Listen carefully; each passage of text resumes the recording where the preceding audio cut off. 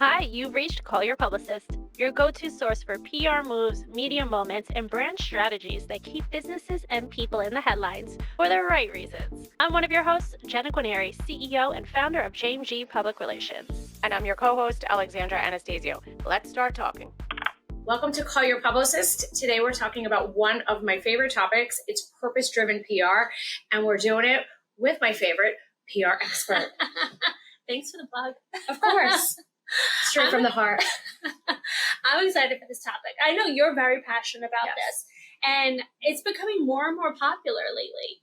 So many brands are finding these connections of this humane activity that, is tied to their core and their values. It's very authentic. It's not something that's pushed as a PR stunt. It's something that comes from the heart, essentially, right? Right.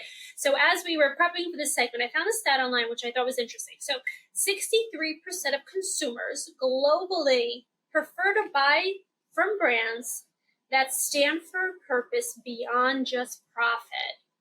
So you're putting the profits secondary to the cause. That touches my heart. No, and I love that. And when I say that, because that tells me that the founder, the creator, whoever is behind the brand is not just doing it. Listen, we all want to make money. Totally understandable. But they're doing it because they believe so strongly in whatever the cause is that's tied to the brand, right? It's a clear sign when you give that statistic that audiences are really seeking out those brands or these companies whose values align with their own, right? That's how we make those connections. It's how we connect with people in life. So why would we not connect with brands that stand for something that we believe in? And so many brands now are actually building it out as part of their business model from the very beginning. And they say they allocate this budget or this energy towards doing something good. And we love that. It's fantastic. Who doesn't love that? Absolutely. I know I have recently discovered a brand that I love them. So I'm going to give a plug to them because they really stand for something that has been so helpful for me. So anybody who knows me knows I have hand issues. I've had multiple surgeries. I'll say probably years of writing, typing. Right. And anytime I'm going to put on makeup, whether it's mascara, we can tell I don't wear a lot, but when I'm putting something on and I go to put the mascara, there's always the movement of the hand. Always feel like a twinge or a pain. Really? Just from doing mascara? From going like that. Wow. Because it's all in, those like, little muscles in the wrist? Wow. Little muscles in the wrist. Maybe it's in the hand, arthritis, whatever it is. And it's always, we got to suffer for the cause, so to speak. But I came across this brand called Tilt Beauty. And literally, I'm not even just saying this, her brand has literally changed for me when I wear mascara and put it on, the way in which, I can't even explain it. The movement, I don't feel those painful. And is that what the brand was created for? So it's interesting. The founder, she grew up with psoriatic arthritis. Okay. And so I think she had it or was diagnosed in her teenage years, and she struggled with using those traditional products. And so she created a product that was easily usable by people who have these issues. So what I found so interesting, it's like redefining accessibility, right? That's her motto, her tagline. And so it's like her products, they're ergonomic. They're also refillable. So that's great for the environment. And most importantly, they're pain-free. She also has, so there's the mascara, which I use. There's also right now a tinted lip balm. So it's the grip of it, you have to feel it to understand. Well, I it's not a typical. You're doing small movements, and even if you were to do eyeliner, that's very tedious, and your wrist has to be very still. Yeah. So right now she has the mascara. I'm sure her line is probably going to grow. If I had to guess, it's a really relatively new brand. Even the packaging. I wish I had stuff with me. The packaging, when you open it, it has Braille on the carton. Really? Yes. So for the visually impaired. Wow. To me, little differences. Yeah, it's just those little things because they connect with something that she probably struggled with and then saw a need to put something out there that could help other people. So to me right there, I'm sold. That is now my new favorite mascara, but also because I just love what it stands for. Right. And I love that it's those details that perhaps it takes an extra few dollars to put the Braille on the packaging, But it seems like they don't care because it's part of who they are. And Right. they're like, I want to spend that because it's worthwhile for my customer. They're putting the customer's needs first. Exactly. I love that. And then, so are you familiar with Patagonia? So Patagonia's mission is fantastic. And then the owners, the founders just came out and they are planned to donate all $3 billion worth of the company in time, I'm sure in process and stuff like that, to climate change, to fight climate change. Wow. Right? You do all the work and they're like, no, I don't need the money. Take it. I want to do something good with it. That's so genuine, so authentic. Wow, that is. And It takes a good person. yeah. That's a lot of money. Yeah. A lot of money. Yeah. But again, it comes down to the things that they believe in. They're very passionate about it. So if I had to guess, when creating their business, their brand, maybe they sat down from the beginning and said, this is what we intend to do, whether we make X amount or this. I mean, I don't know. I wasn't in the room. But I think, just having that connection or having that passion for something that you want to give back. Right? It's the contributing to society. Yes. And nobody's forcing you to. Nobody's Right. asking you to. Technically, that probably comes out of your profit to do it. But you're putting your mission, your values ahead of the dollar at the end of the day, which is such it's not ego-based. I talk about that so much, right? There's something to it that people feel it's relatable and they feel like people care about me. Like you feel like that founder cares about you and your issues. Well, because I feel like when she sat down, and again, I've never spoken to her, so I don't know her full story, but it sounds like she struggled with that, probably said to herself, other people must be, if I'm going through this, other people have to be going through this. Right. So there's nothing out there right now for me, so why don't I make it? And I don't know, I mean, obviously you've been doing PR for many years. If you've come across, conversations where people say, we looked at something, that we couldn't find, or there wasn't an outlet for that. So we created it because, we feel so strongly about it and we have, a connection with it. Well, I feel like a lot of startup companies have that where they see a pain point or a hole in the market. And then they also incorporate these things that are good for the environment. They're sustainable. There's a social justice cause, right? There's an element to it. They always make sure to do that now, which I think is really beautiful. And then it's not about, I want to get a story out of this, a media story. That's not their intention, right? You could almost tell when someone's doing it for a media story, and it's kind of it's icky when they do that, right? You get the ick on that. It's not genuine. No, and it's so distasteful when it's done. But when it's coming from a good place and they're not putting the PR first, the stories write themselves. And yes, we can take those stories and do impact storytelling, but the original purpose was not to get a PR story, right? You have to put that secondary actually in order for it to be successful. So I feel like it's more than just saying you care about something. You're actually doing it, right? You can say, I care about the environment, but Patagonia is actually doing something about it. Or you can say, I feel bad for people who have, disabilities that really, can't do this or have struggle doing that. And then there's the next level of actually doing something that then helps them. It's the action. Right, the action. There's a lot, I'm sure we can go through a lot of different brands. I mean, doesn't Tom's give back Tom's too? gives back. There's a lot of brands that say do the one for one. Right. Which is absolutely incredible to be able to do. And they've built out their business model to accommodate those types of costs that come with having that added fee of that extra one. And I'm sure too, when you have a brand with purpose, right? Not that, when I say purpose, meaning you're giving back, you're doing something, you're helping somebody in some way. There are so many reasons why that matters. Those values, they really connect with an audience. There are some people, like, if they don't like your values, they may not absolutely buy your brand, buy your products, or, go to your business or go to your restaurant or whatever it is.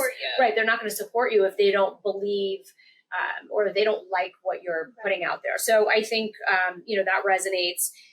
It kind of also differentiates you too, right? Like, especially, again, I'll use Tilt as an example. It's a beauty brand, right? There are so many beauty brands out there.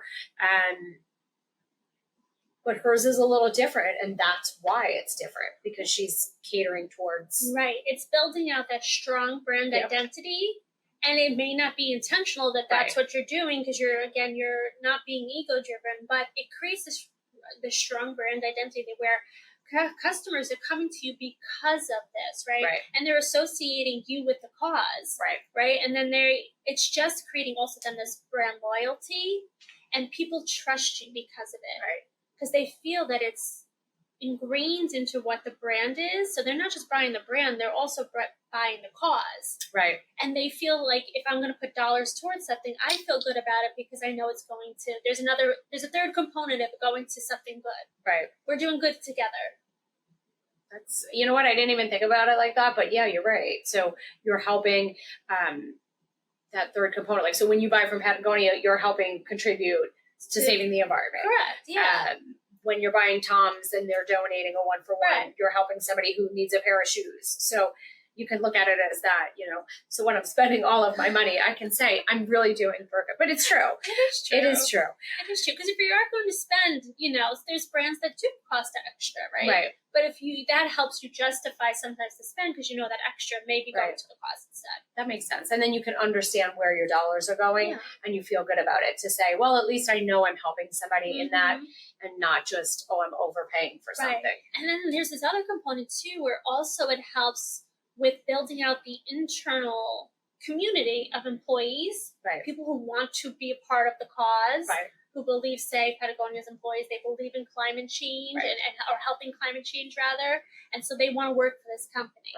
So now you're building out this whole community of people who have your buy-in into who you are. So you're also helping build out your employee culture, because you all stand for the same thing. If you're all working for this company, you all stand for it and you believe in it. You're not going to work there if you don't believe in it. And what's nice is if you do want to, say, we'll again use Patagonia, if you want to, say, get involved, and you're like, I don't really know how to get involved, or I'm not going to do X, but I can get involved this way. I can work for a company whose values align with mine, and I feel good about the work that I do, or I feel good about what my company stands for. Obviously, you don't want to ever be a part of something that you don't feel connected to, because I think if you don't feel connected to the company, you're not going to feel connected to your work, and then that's going to show. So. It almost creates this North Star for employees of like, here's our mission, here's our goal, it's a purpose.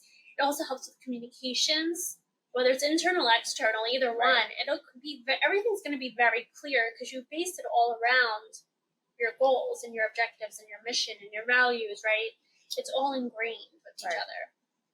And I think that then ties into the storytelling part, Because obviously, again, you can have a brand that has a purpose, That there's a greater purpose than just putting out whatever the product is and you connect it to something. But then there's that power of emotion and the way in which you convey that, We talk about all the time, authenticity, we talk about emotion, but there has to be emotion when you're building those like lasting relationships with your audience. You have to tell the stories that resonate, You can give the facts, you can give the figures, but the way in which you tell it, you kind of have to have certain elements in that storytelling, and you have to be able to connect. And we always talk about authenticity and, sharing those genuine stories. You don't want it to sound like a polished narrative, like I'm just sitting here reciting my story. You want to tell it in a way that's raw, unfiltered. I mean, obviously you're not maybe going to go too deep into very personal stuff, but you do have to be vulnerable when appropriate. And you want to lead with the human. That helps tell the story in a more genuine way. It's very different when a company's telling a story and there's no face to this, it's just the company, versus the founder or the CEO or any of the C-suite people who are coming forward to talk about the initiative, You have a face to the words. They have more meaning versus being something that looks like, it's more organic, whereas something that looks maybe more contrived and very like a PR, you don't want it to feel like a PR statement. People do not like that. It has to feel like it's coming from the heart. So the person that's delivering the message can really convey that message in a heartfelt way. Do you think this is when, when we talk about brands, we talked not that long ago about like brands, like you can have a business, but you're not your brand. Yes. Okay, so would you say in this situation, and I'll use Tilt Beauty as an example, the company is Tilt Beauty, but the founder, CEO, Erin Glazer, would you say like someone like her, would she have to be the face of her brand? You know how we always say like, you don't have to be the face of your brand if you don't want to, but do you think, when it's purpose-driven PR, you should? Yeah, I think it's a good strategy. You don't have to, of course. You can do whatever you want at the end of the day. Right. But I think it helps with the PR strategy to build that out by putting a face behind the words. Right. Because then you'll get, realistically, at the end of the day, you're going to get more PR coverage around you talking about the cause. But media outlets are covering less about the brand specifics of the company. I gotcha. They want to hear from the person directly. And I think this will stem from COVID. After COVID, everything became more humanized. Everyone wanted more genuine connections. We felt that. We liked hearing from real people. Right. We were lacking that. Yeah. Because we were all stuck inside. And also, God we knows became how a long. world of, there's so much noise out there. There's so much clutter. Brands are constantly pitching us, trying to get our business. So when you throw in a friendly face, it's automatically creating a key differentiator. Well, I think too, then that's that relatability factor, right? So you can connect with somebody on a personal level. So again, the minute I heard the story behind this brand, I immediately connected with it. So when I first heard about it, it was funny because I follow this makeup artist and she was using the product and the packaging caught my eye. So I was like, oh, that's a pretty cool packaging. And I'm mascara obsessed. I always try mascaras. But then when I learned about what the meaning behind it was, and I learned a little more about the founder, that's when I said, wow, I can relate to this person. And that drew me in a little more. So I think that when you focus for your audience on that, or you find that relatability factor, what is it? Because there has to be something in there that people are going to connect with on a personal level. That's why you need to be the face of your brand. Because where's the relatability if it's just a business overall? Like, it's not a thing. I also feel like there's more accountability when there's people involved.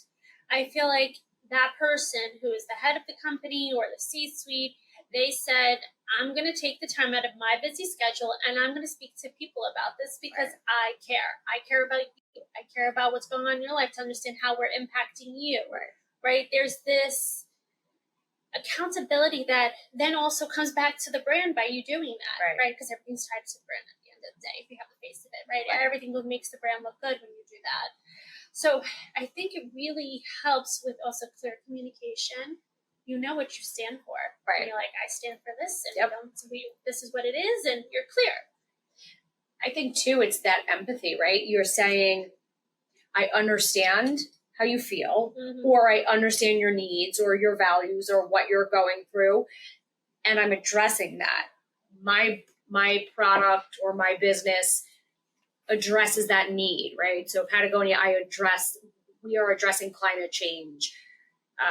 Again, I'm just going back to the same 3 times. I'm addressing people who are in need of, a new pair of shoes, or I'm addressing the person who has some disabilities that maybe put them at a disadvantage. How do I help make them more accessible and feel inclusive? Everybody wants to feel included, right? You want to feel like, oh, I can put makeup on with ease. I don't want to be struggling. I don't want to be frustrated before I leave for whatever it is I'm heading out the door for. But when you make people feel included, that's a good feeling. And I think that's how you can craft these purpose-driven narratives. When you're framing the stories, especially from a PR perspective, if, I'm coming to you and I'm saying, okay, Jenna, I created this brand and here's the purpose behind it. How do you help me? Like, how do I get that out there? I want to do PR, but I want people to understand it's more than just trying to make a sale. Correct. And you know who does this too? We just had him on, John from Cuddly, the founder of Cuddly. So Cuddly helps animal shelters raise funds for their animals, right? We love that. Who doesn't love animals? So, I mean, that in itself tugs at heartstrings every time, right? So then he added another element where he has a food line, and then it's 1 for 1. So you buy a product, and then a meal goes back to an animal in need. Let's help all the animals. I'm sold. I was just going to say, I mean, right there, you can't not want to. Exactly. And he built that out from the beginning of all of this because they cared. They really wanted to do good in the community. So right there, there's the story. Exactly. It kind of just, I don't know, sells itself, but how does it not? It writes itself. Yeah. Because you have to have no heart if you don't want to help an animal. That's all I have to say. And so it's becoming more popular for that reason. It's that it's helping create more personalized connections. It's a key differentiator, but also you're doing good while also building who you are, right? So we always want to give back because you get back in return, right? So I think there's something really to purpose-driven PR.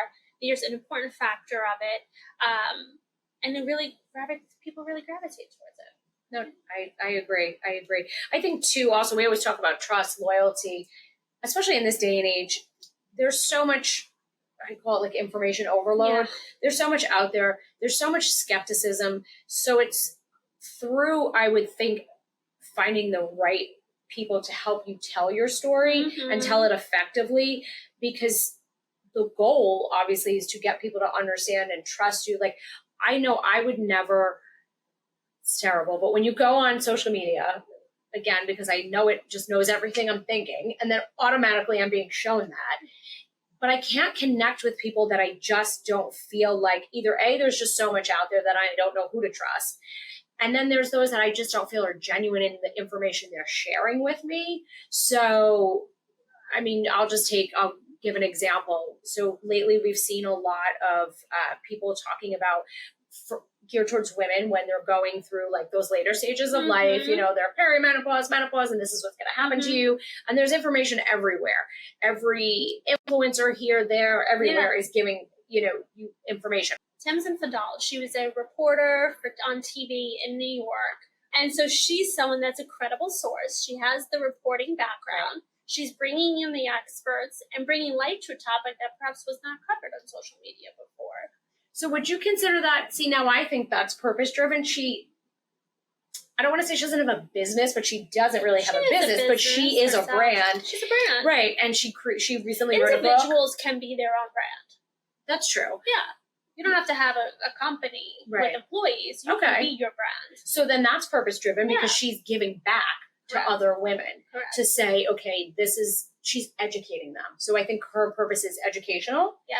And I think there's important to know the PR component of this, right? So you're doing good, but you're sharing the message. And PR is about brand awareness. It's this thing up in the air, but how do you get the message out? And it's not just media placements. It can be through social media.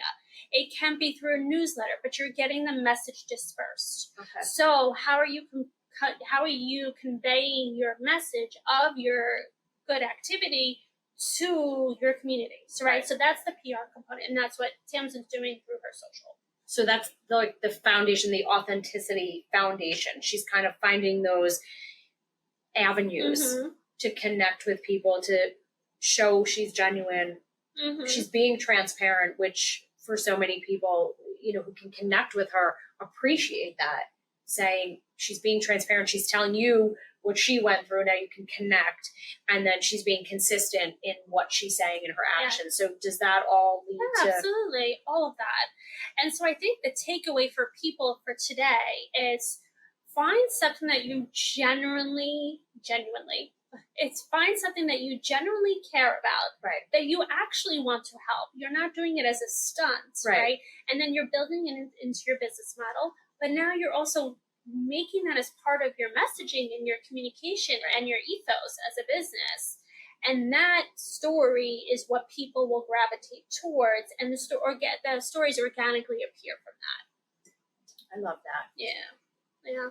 Well, if people want to learn more about this, they can comment below, they can review, and they can share this on social media. But let us know your thoughts about purpose-driven PR. Yep. Thank you.